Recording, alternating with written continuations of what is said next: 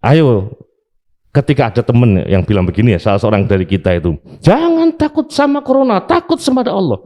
Itu pernyataan tidak sesungguhnya benar.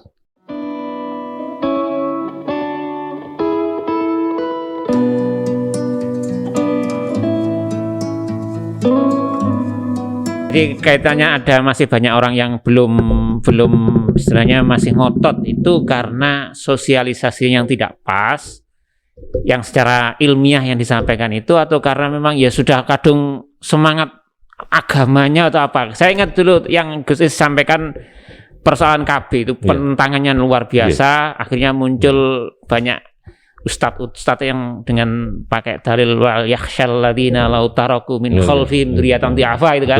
Itu baru orang banyak yang mulai ikut. Kira-kira karena pemahaman itu, semangat Islamnya yang istilahnya dangkal pemahaman Islam tapi ngotot, Pak, seperti apa? Saya tidak bicara ada yang salah gitu. Jadi Jawanya salah kedaden gitu. Kita belum salah. Ya. Artinya pemerintah boleh meralat gitu gitu. Artinya ya kemudian jangan, mohon maaf ya, pemerintah punya keinginan begini kemudian baru dimintakan fatwa. Gimana fatwanya? Jangan begitu. Jadi kita duduk bareng, kita sinergi. Ini loh, Kiai A sampai Z tentang COVID. Oh ya Allah, genting sekali. Kalau gitu gimana? Jangan begini kalau saya. Gimana dalilnya? Oh ya ini bisa. Nah, sesungguhnya harus duduk bersama. Jadi kita jangan jadikan konsumen. Kita ini bukan perlombaan bikin menu seperti chef itu ya. Jadi kita nggak tahu di dalam itu sudah ada bahan, langsung dibuka, bikin begini dalam waktu yang singkat-singkatnya. Itu rasanya bisa enak, bisa nggak enak gitu. Artinya ada pertentangan. Karena itu ini belum terlambat karena estimasi secara teoritis ada yang bilang sampai 7 tahun gitu. Ya. Baru kemudian bisa reda. Ya kembali kepada kita. Hari ini ya Allah, kiai-kiai yang terdata itu hampir sudah 600 orang. Hampir 600 karena per 5 hari kemarin itu sudah 584 orang. Hari ini kemarin saja banyak itu ya. Ada di antara mereka yang saya kenal orang baik gitu, ya Allah. Begitu cepatnya gitu. Kadang-kadang ada yang bunyai dari Sukorejo itu kan sore hari masih ngendikan bagus dalam vlog itu. Berdoa terus. Orang berdoa itu seperti orang mengayuh sepeda, akan sampai itu. Artinya Allah akan kemudian memberikan ijabah. Sore hari masih cantik ya, karena beliau berdandan dan bikin vlog sendiri. Pagi hari drop, sore hari wafat. Siapa yang tahu? Jadi karena itu kita bersama-sama memberikan pemahaman yang paling dalam. Saya sampai mohon maaf itu kepada pemerintah itu. Kami di NU itu punya banser. Saya kasihan teman-teman banser Ansor di Kota Malang. Keluar masuk seperti orang jualan es itu loh. Tentang COVID gini, itu mestinya kalau kemudian dinarasikan oleh satu pihak, sehingga semua bareng, yang terlibat bisa siapa-siapa, narasinya satu. Keluar masuk kampung-kampung itu, tolong, jangan gini, jangan. Ya sudah, disetel saja itu, melubah gitu. Karena memang tidak banyak orang baca berita, tidak banyak orang melihat TV, maka harus dengar. Budaya dengar kita tuh masih kuat gitu loh. Apalagi kemudian atas nama siapanya ada pesen dawuh kiai ini mohon gini. Itu saja cukup gitu. Nah, saya kira ini perlulah monggo. Jadi terkait dengan secara khusus sholat Id itu tidak kan memang harus ada siar. Sholat Idul Fitri maupun Adha itu ada siar. Sampai kita berangkat dari di rumah kita ke tempat itu, kalau bisa kan disediakan lalu lintasnya berbeda. Jadi ketika kita berangkat lewat kanan, pulang lewat kiri, itu karena ada siar, nadanya. Dalam konteks aksiologisnya, Indonesia ini kan sudah mayoritas Muslim. Di kota-kota atau di daerah yang Islam itu minoritas, barangkali siar ada, kami ini Muslim, kami besar, itu mungkin ya, menurut saya sudah, itu masih perlu. Tapi kalau konteks Indonesia yang mayoritas sudah Muslim, saya kira tidak perlu lagi. Dan sholat itu ngapunten. Karena itu mohon maaf Pak Abdai, jadi kalau di NU sholat Id, Idul Adha atau Idul Fitri masih tetap kita arahkan ke masjid. Karena mereka bisa tahiyatul masjid, masih bisa i'tikaf. Kalau ke lapangan kan tidak. Memang benar Nabi pernah sholat itu karena itu show of force. Waktu itulah. Alasan show of force hari ini kan sudah ada karena kita semua sudah mayoritas Muslim. Jadi kita mengambil keutamaan masih bisa i'tikaf, masih bisa Ya tentu yang masih di masjid, yang kalau sudah di alun-alun yang tidak ada itikaf alun-alun ataupun tahiyatul alun-alun gitu. Jadi ya nggih. Dan itu tidak harus kan, jadi bisa dilaksanakan di rumah. Iya. Nggih, karena itu kemarin di NU kita syiar ini harus kita kembangkan, takbir harus kita karena itu kesunahan, ya bagian dari bakti kita kepada Tuhan. Tapi kita baca tidak perlu berkeliling, rumah kita masing-masing kita perdengarkan, sholat juga di rumah masing-masing. Karena itu kita punya kewajiban moral lah, jadi memberikan teks, narasi, khutbah singkat di rumah-rumah itu dan kemudian tata cara pelaksanaannya. Baik. Sehingga itu tetap terjalankan. Kemudian misi untuk pemutus mata rantai ini juga jalan. Iya. Saya kira begitu. Ya, makasih Gus. Jadi untuk Kemenak, jadi memang masih sampai hari ini masih ada beberapa tempat ibadah masjid itu kan masih mengumumkan kita tetap jalan seperti biasa. Itu dengan regulasinya Kemenak, apa ada tindakan khusus misalnya yang tetap ngotot tanpa mengabaikan SE lah istilahnya, apa Pak? Dari Kemenak ada mungkin teguran atau apa Pak? Sifatnya gimana Pak? Ya, terima kasih.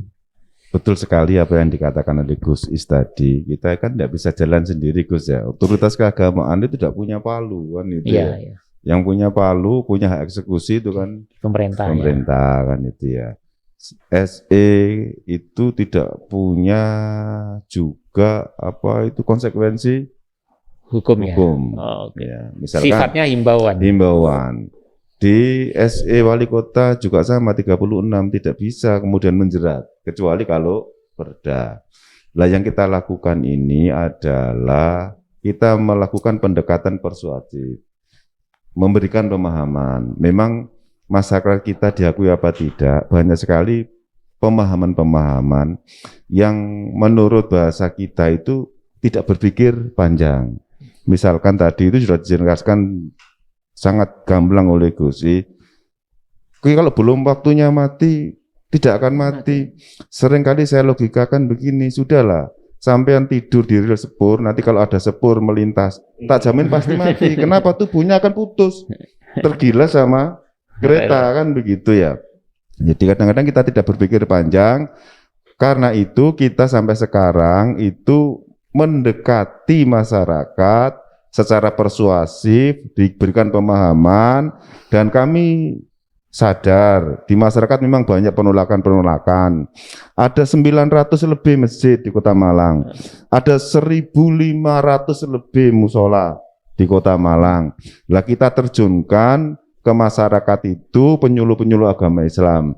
Kita punya penyuluh agama Islam yang itu kita bebani untuk memberikan pemahaman kepada masyarakat, termasuk juga pemahaman kenapa kita dilarang berkerumun, itu kita berhati-hati, berhati-hati kan gitu ya.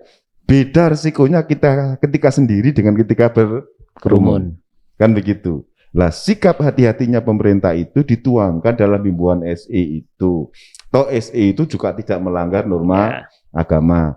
Jadi kalau ditanya apa tindakan dari Kementerian Agama, kita SE, jadi sifatnya himbauan. Untuk lebih lanjut, yang menindak itu adalah dari Satgas COVID.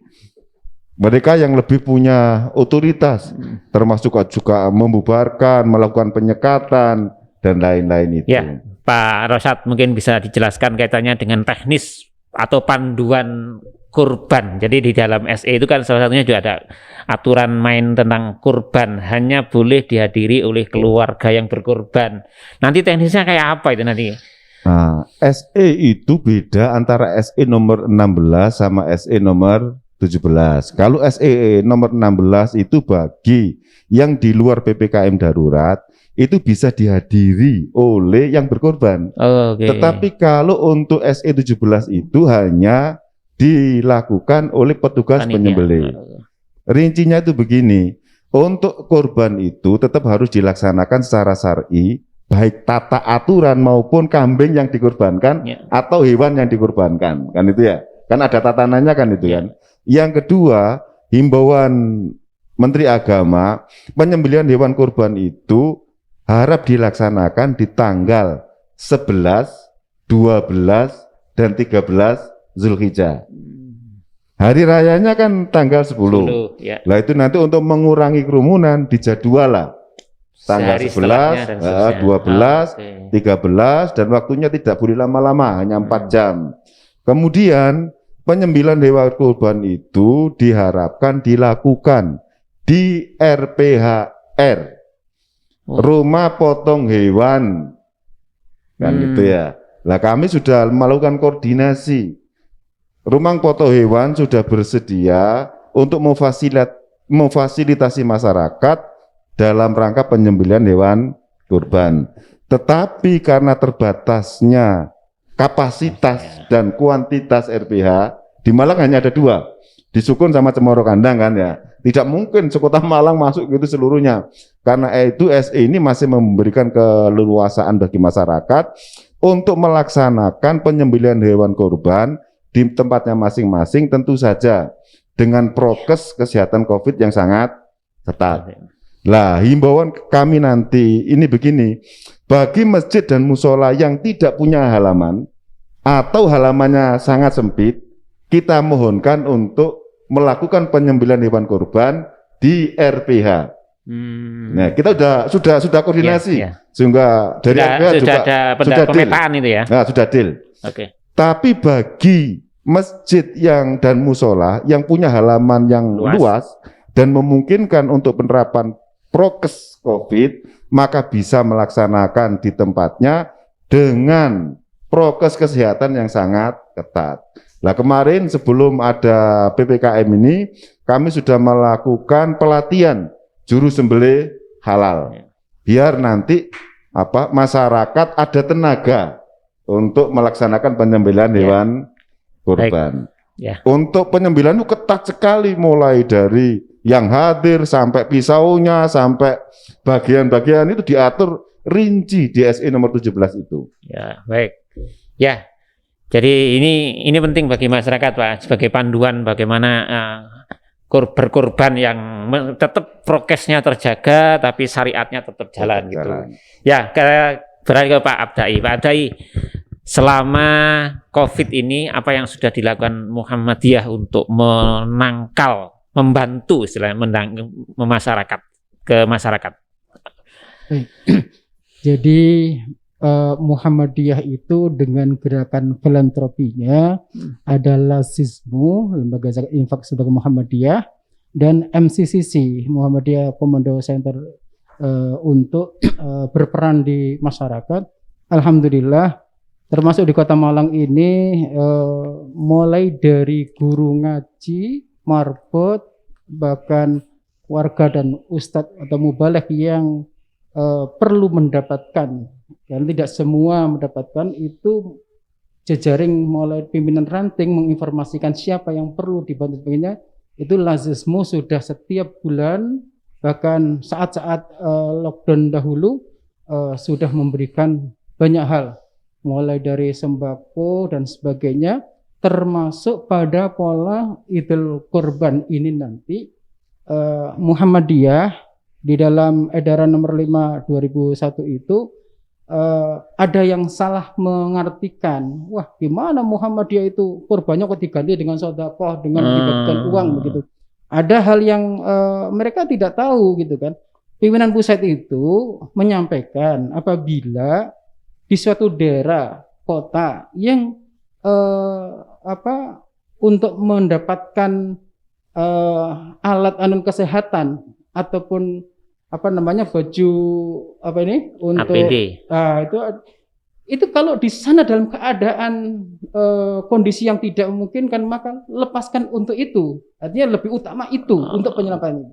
Jadi daripada kurban yang sunnah muakkadahnya itu lebih utama itu. Nah, tetapi hampir mayoritas Muhammadiyah itu sudah membuat program namanya rendangmu.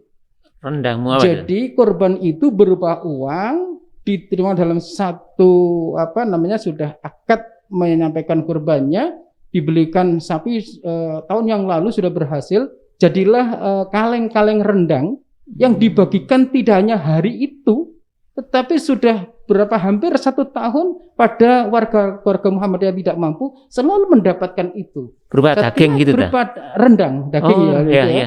Daging apa itu yang di kaleng itu Di ya. kaleng itu. ya. Nah, itu sampai pada Idul Kurban ini ya kemudian akan memproduksi lebih banyak lagi rendangmu itu. Gitu. Nah, selain Rendangmu. semuanya Muhammadiyah, Gus. gitu. Gitu. Banyak kita memakai namamu ya, Suryamu. gitu. Kita punya pasar Itu Surya. dinilai bagian dari berkorban itu tadi, Betul. rendangmu. Oh, gitu Jadi, ya. tahun ini akan terus digalakkan agar para muqarrabin itu menyalurkan lewat Muhammadiyah. Muhammadiyah akan melaksanakan amanah untuk korban itu, kemudian sudah dilaksanakan, kemudian daging itu sudah sekian ribu kaleng-kaleng yang siap untuk didistribusikan kemanapun daerah se-Indonesia, bahkan ke mancanegara. Oh. Ya ini saya tunggu ini. Saya tadi tidak membawa itu. Nanti tak kasih alamat. Saya akan tunjukkan itu belum ada. Oh, baru ini ya. Baru Iya. dengar. Iya.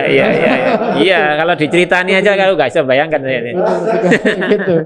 Jadi itu Ya. yang sudah dilakukan. Oke. Sehingga salah kalau Muhammadiyah itu gimana pimpinan pusat Muhammadiyah itu korban kok suruh membagi uang sedekah dan sebagainya. Jadi ini adalah artinya ada pemahaman yang salah karena membaca tadi itu mazhab wasabiyah tadi itu. Jikalau warga Muhammadiyah itu mengadakan penyembelihan korban karena suasana itu memang setiap tahun ritual itu lakukan, maka benar-benar melaksanakan prokes yang harus dipatuhi. Ya. Termasuk testimoni kemarin waktu Jumatan itu hampir 50-50 masjid yang melockdown tidak Jumatan, tetapi ada masjid juga masih Jumatan. Itu maka himbauan yang harus dilakukan oleh Majelis Tabligh Muhammadiyah itu berkomunikasi dengan aparat setempat, dengan Polsek, dengan Babinsa yang di sana dan sebagainya, dan mereka juga melakukan peninjauan. Betul-betul saya sendiri para pelaksana takmir itu benar-benar memberi jarak, kemudian dengan segala macam protokol kesehatannya betul-betul dia laksanakan. Ya, artinya Muhammadiyah juga nanti membolehkan dalam tanda petik ya, membolehkan bagi yang masih tetap menggelar Idul Adha di masjid, ya boleh-boleh saja asal beberapa persyaratan itu ya. Antara sholat Idul Adha dan kurban itu apabila dengan banyak pilihan tadi itu, apabila mereka memilih untuk mengadakan, maka harus berkomunikasi dengan aparat setempat dan melakukan prokes yang sangat ketat. Itu mau kita nggak bisa ya barometer ketat bagaimana gitu, tapi kita memohon kepada para pelaksana di sana itu, tetapi keberhasilan sosialisasi fatwa dan sebagainya itu ya kita harapkan berhasil sampai angka di 80% gitu seperti itu gitu. Baik Pak Bentai, jadi untuk NU Gus selama Covid apa ya Gus yang peran yang sudah dilakukan Gus dari sisi kesehatan, dari sisi yang pertama memberi edukasi itu jelas kita lakukan, kemudian kita keluar masuk ke tempat-tempat ibadah dan pesantren dengan memberikan penyemprotan disinfektan. Kita juga punya Satgas NU Malang Raya yang tidak hanya menyisir komunitas NU tapi juga tempat-tempat ibadah dan pasar. Jadi kita memberikan donasi rapid waktu itu sebelum ada antigen, rapid entah sudah berapa ribu yang kita sudah keluarkan, dan alhamdulillah kita disupport oleh USAID ya. Kita disupport oleh Kemenkes waktu itu Pak Terawan, dan beliau sempat memberikan apresiasi atas apa yang kita lakukan ini. Kemudian terkait dengan penyembelihan korban, ini mohon maaf harus saya perdengarkan kepada pemangku kebijakan. Jadi sekali penyembelihan lembu di RPH itu Pak, itu 1.750.000.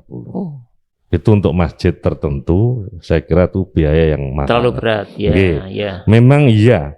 Jadi keluar sudah bentuknya sudah kertas kresek, tinggal pilihan mau 1 kilo, mau 2 kilo, mau 1,5 kilo sudah itu. Tapi itu relatif masih mahal. Belum lagi tadi disampaikan oleh Pak Rosad, apa ya mungkin gitu di tangan dalam 3 hari ini, kita membayangkan tenaganya. Karena itu menurut saya, sekalipun ada beberapa masjid yang sudah mengurungkan diri, sudah daripada ada fitnah, ya, klaster penyembelihan ini, lebih baik kami tidak mengambil itu. Jadi ada masjid yang kita persilahkan, dari masjid sudah menginisiasi, kami mohon maaf tidak melakukan penyembelihan. Jadi mereka yang akan mendonasi diarahkan ke tempat lain, ya, yang lebih membutuhkan. Kan satu masjid tertentu kan selalu saja karena masjid rujukan, sehingga ini diberikan kepada komunitas lain, jadi di kecamatan di luar kota. Daripada itu sekalian aja di tempat yang memang aman. Menurut saya, ya pemerintah harus kemudian memfasilitasi fasum, apakah itu stadion, ya, apakah itu lapangan seperti Rampal, stadion itu, kemudian tentu dengan penjagaan ketat penyembelihan itu, ya, sehingga karuan masjid-masjid yang tadi disampaikan tidak punya halaman bisa tetap menyelenggarakan. Lapangan itu tadi. Kalau misalnya ini kan apa namanya sudah kadung punya nazar, apalagi saya harus tahun ini gini. Di samping memang bagi sementara orang yang punya komitmen as-shadaqah tatfa'ul bala, dengan cara-cara begini Allah akan mensirnakan dengan segera. Layaknya ketika kita ini kan pagebluk penyakit. Kalau pas waktunya kemarau panjang kita semua istisqa. Nah, sebelum kita istisqa kan kita disunahkan puasa 3 hari, kemudian kita diminta untuk bersedekah. Harapannya supaya Allah jadi mengetuk pintu langit gitu loh, agar apa yang jadi keinginan kita itu terkabulkan. Saya kira bisa memfasilitasi. Jadi diturunkan biaya, ya saya nggak tahu bagaimana pemerintah gitu ya bisa memfasilitasi itu sehingga tidak terlalu tinggi. Dari mana beban biaya 1.700.000 itu dari mana? Karena rata-rata bagi mereka yang korban loh. Saya korban itu sudah harus diapresiasi. Masa saya harus bayar lagi untuk ini kan gitu. Karena itu pemerintah mestinya bijak. Jadi untuk penyembelihan mungkin digratiskan atau mungkin separuh atau dicarikan dana dari Basnas gitu ya. Sedekah di kota itu yang bisa dialihkan. Kemudian yang kedua disebar ke ke stadion-stadion, lapangan-lapangan. Ya fasum maksud saya dengan penjagaan yang ketat dari TNI Polri dan Satpol PP macam-macam untuk memastikan bahwa yang tidak terlibat tidak perlu. Jadi tetap diperdengarkan melalui kaset itu untuk takbir di tempat-tempat masing-masing sehingga itu masih mungkin dilakukan. Jika tidak sama sekali sudah tahun ini tahun orang bilang prihatin. Keprihatinan. Tahun perhatian sudah lah, tidak perlu begitu lagi. Mohon maaf memang ada perbedaan kami dengan Muhammadiyah. Jadi kalau di dalam fikih Syafi'i terutama itu kan memang disunahkan mentah diberikan itu, sehingga diberikan kewenangan kepada penerima mau dijual mau dimakan sendiri itu it's okay. Itu beda dengan akikoh yang sunnahnya itu sudah matang itu memang beda perspektif. Mungkin juga ini ijtihad baru dari Muhammadiyah. Supaya daging tetap tersalurkan tapi sudah tidak lagi mereka dalam tanda petik untuk masak gimana langsung jadi langsung jadi rendangmu itu tadi. Jadi rendangku rendangku. Jadi pokoknya Pak Talib dan Pak Rosad segera memberikan alamat ke Pak Abdi nanti akan dikirim melalui Grab. Saya relak aja. Saya kira monggo kita patuhi saja, apalagi kita bisa donasi donasi kepada yang lain, misalnya jika tidak berkorban hari ini mengikuti SE, kita alihkan menjadi sedekah yang kita arahkan kepada untuk fakir miskin itu. Selaya kita berdoa semoga Allah mensirnakan dengan segera corona ini. Amin, saya kira itu, terima kasih. Baik, sahabat APM Mindset, saya kira dari kemenak dari dua ormas Muhammadiyah dan NU sudah satu kesepakatan bahwa SE ini harus dikawal, SE ini harus dilaksanakan. Persoalannya nanti berbeda pemahaman itu memang selalu saja terjadi, tapi setidaknya semangat untuk menekan COVID-19 ini harus dilakukan secara bersama-sama. Saya kira itu, semoga manfaat dan Assalamualaikum warahmatullahi wabarakatuh.